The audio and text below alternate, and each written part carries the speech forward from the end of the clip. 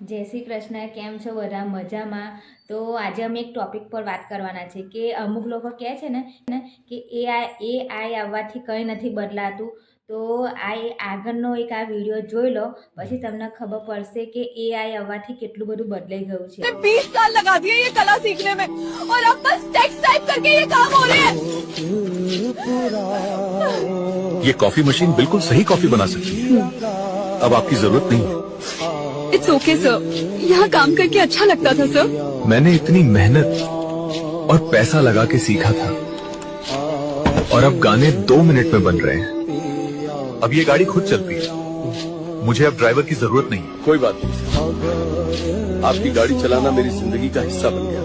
बेटा, ये हमारे पूरे जीवन की बचत है। मैंने ये तेरे फोटोग्राफी कोर्स के लिए ही संभाल कर रखी।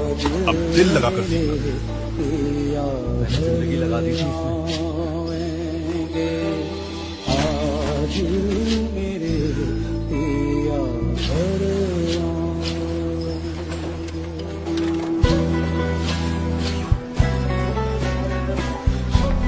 मैंने पूरी जिंदगी इस दिन के लिए पढ़ाई की थी, टीचर बनने का सपना देखा था।